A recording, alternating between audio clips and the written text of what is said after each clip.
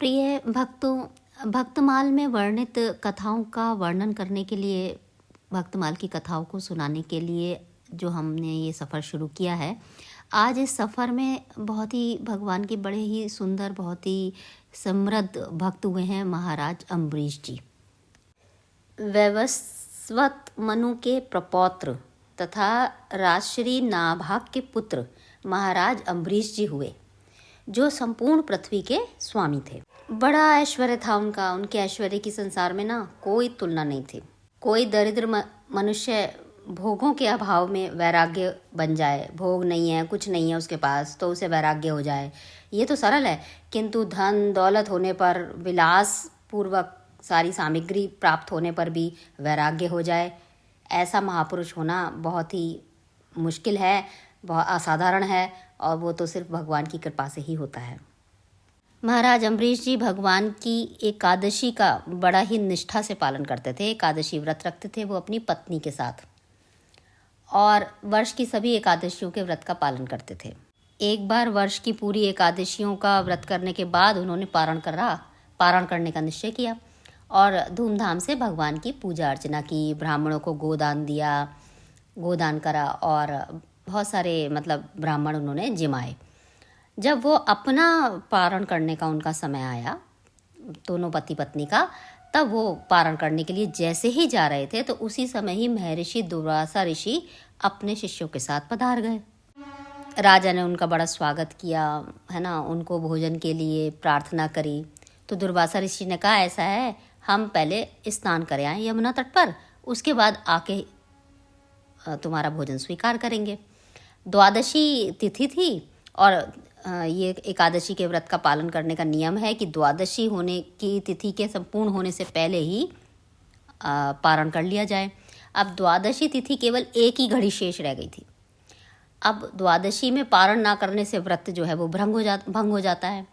तो दुर्वासा ऋषि कब आएंगे ये पता भी नहीं था। कोई भाई वो गुस्सा करते हैं, नाराज़ हो जाते हैं, इसलिए किसी को कहने की हिम्मत ही नहीं हुई, इसलिए कुछ भी नहीं पूछा गया। अब भोजन करने का समय निकलता चला गया, द्वादशी तिथि पूरी होने को आ गई।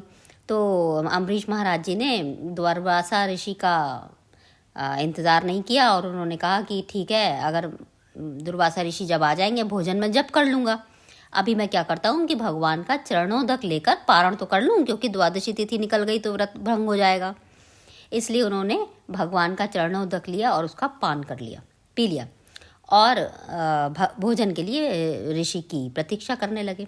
जब दुर्वासा ऋषि यमुना तट से आए, तो उन्होंने अपने तपोबल से जान लिया कि राजा ने पारण कर लिया है।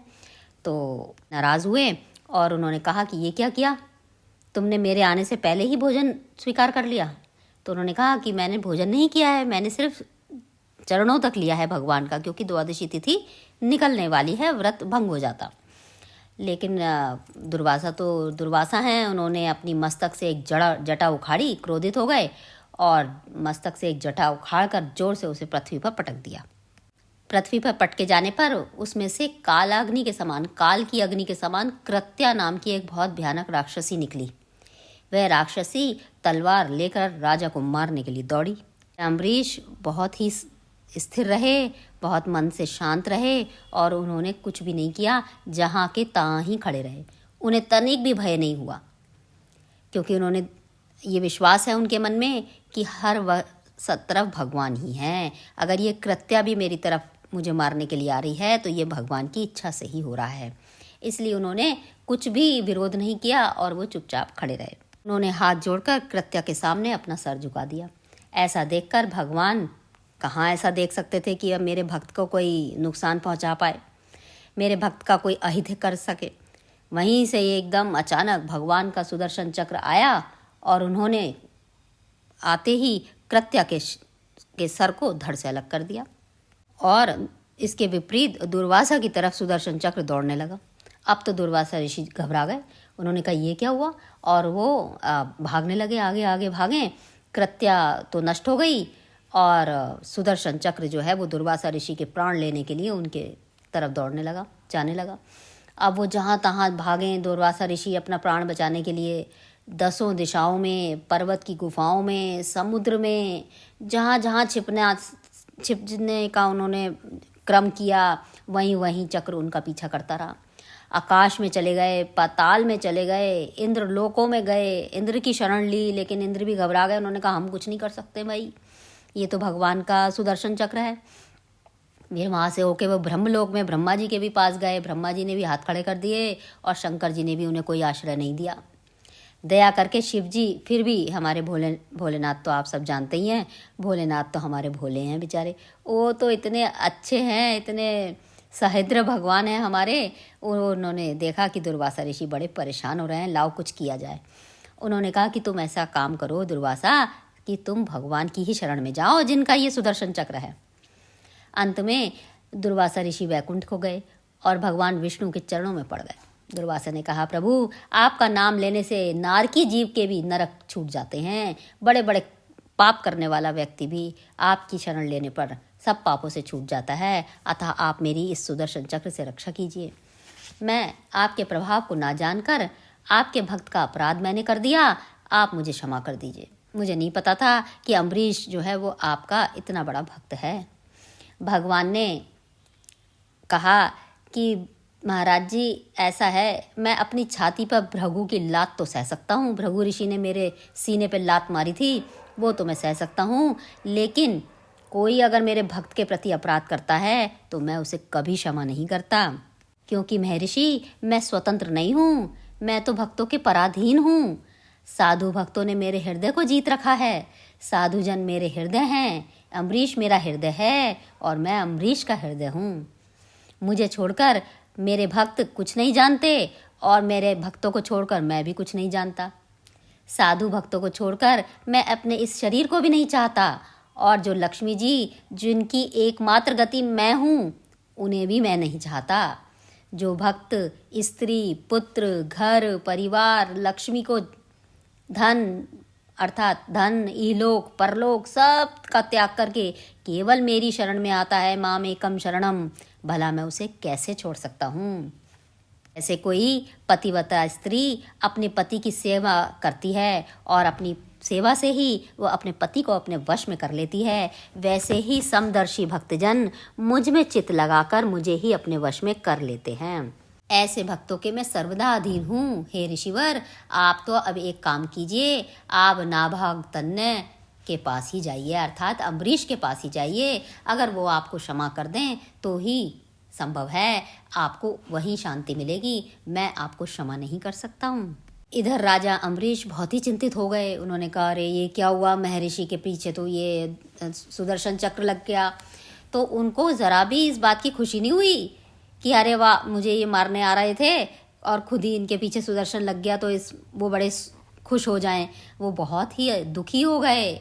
ऐसे ही भगवान का भक्त होता है, वो इतने दुखी हो गए कि उन्होंने ये देखा कि दुर्वासा ऋषि को मृत्यु का भय हो गया, वो भागे भागे फिर रहे हैं।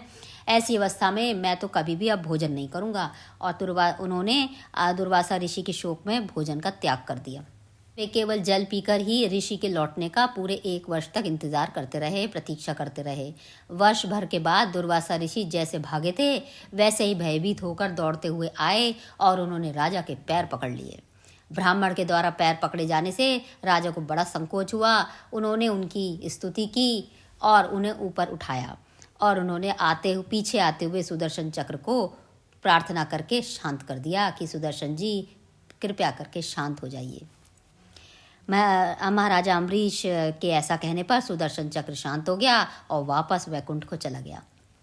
ऋषि मृत्यु के भय से छूट गए।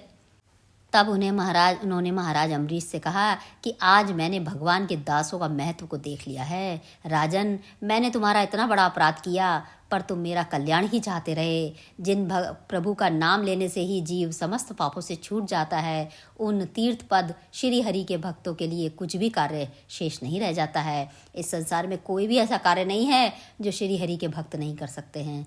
राजन, तुम बड़े दयालु हो, मेरा अपराध ना देखकर मेरी प्राण रक्षा तुमने की, इससे बड़ा और मान क्या हो सकता है। महाराज अम्बरीश के मन में ऋषि के वाक्यों से कोई अभिमान नहीं आया। उन्होंने इसको भगवान की कृपा समझा, महर्षि के चरणों में प्रणाम किया और आदर से उन्हें भोजन कराया।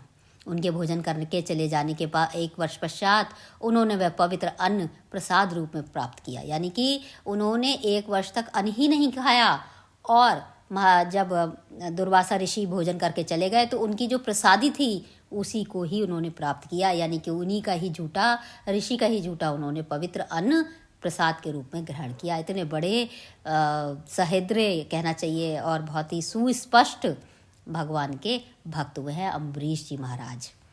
बहुत काल तक परमात्मा में मन लगाकर राज्य पालन करने के लिए अपने पुत्र को सारा राज्य सौंप दिया और भगवान वासुदेव में मन लगाकर वन को चले गए। वहाँ भजन और तप करते हुए उन्होंने भगवान को प्राप्त किया, श्री वैकुंठ को प्रस्थान किया।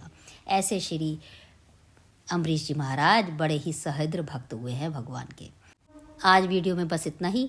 आगे आने वाले वीडियो में भक्तमाल में प्रस्तुत और कोई भक्त का वर्णन हम आपके सामने लेकर आएंगे। सभी वीडियो के नोटिफिकेशन आपको समय पर मिलते रहें, इसके लिए वीडियो को शेयर करें, सब्सक्राइब करें और लाइक करें। जय राधा माधव, जय कुंज बिहारी।